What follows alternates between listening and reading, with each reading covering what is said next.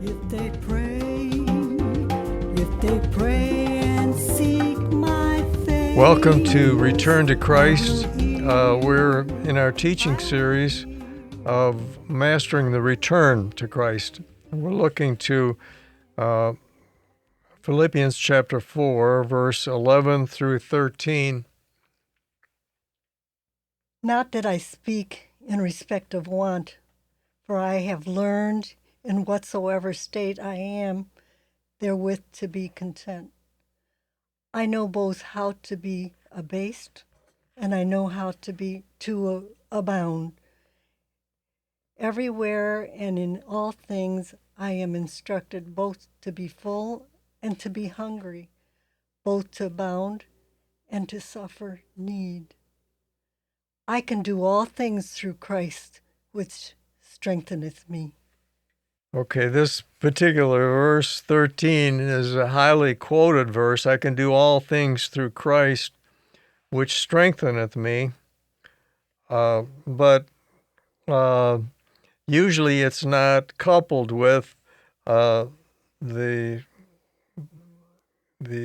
discussion of contentment, which is a difficult thing for most people. So this is why he puts this in with his learning contentment, because without Christ he couldn't learn contentment. And that's true of us as well, because we live in a society that promotes discontentment. We're constantly bombarded with new products and new things, like new watches and new phones and new cars and all and a variety of things, clothing whatsoever, that we are told that our life we're not going to be happy unless we have those things. So without a determination to desire to learn contentment, we're going to continually be struggling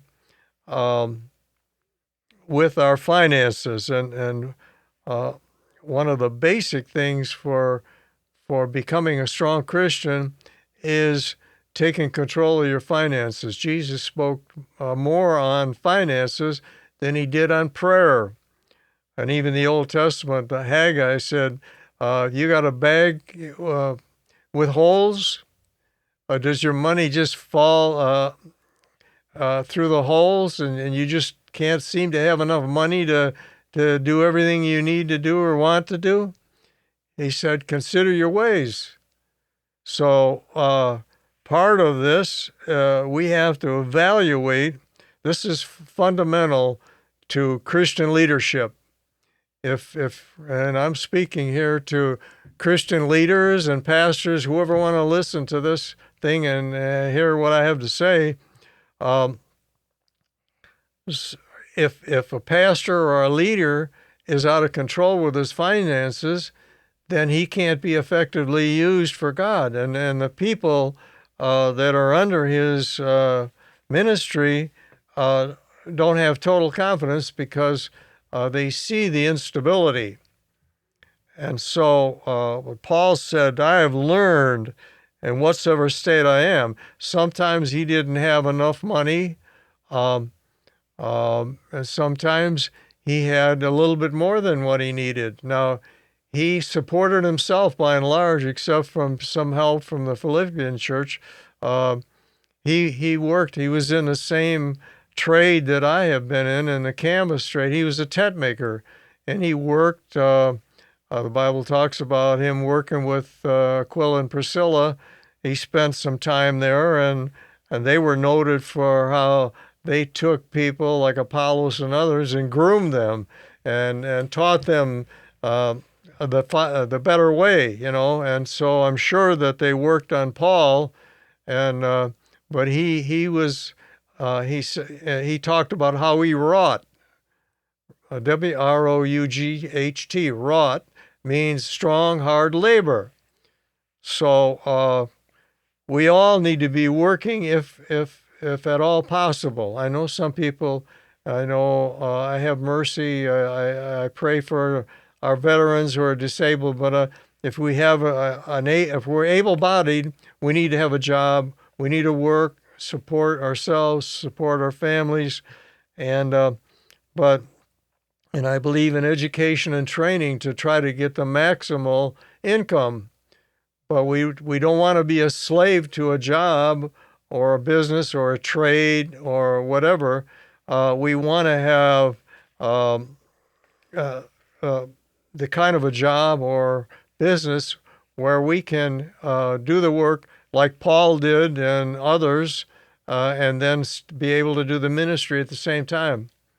I think that's the key to end time revival that God talks about and it's going to be working ministers, because there's not enough money, there's not enough resources to pay full-time pastors to operate churches and do ministry, and it's going to have to come from. If you're like me, I work. I have a business, and I do ministry as well. I support myself. I planted a church with my own income, and so we can do it. And God is calling each one to leadership. I don't know what your talents are, but He's given you talents, and you can learn to live within your income. Maybe it's not enough to get everything you want, but hopefully it's enough to give you a cover over your head and food on the table. I have a book. You can go on Amazon and get the book. It's called Surviving Perilous Times. And it has a layout of what you can do, how you can become a frugal steward. You can take the money that you have and use it more wisely. And so I don't have time in this broadcast to go through all of that. But by doing that, you're going to be learning contentment, and you're going to be stronger, and God is going to be able to use you in the kingdom work in a great way. Thank you. God bless you today. If they pray and seek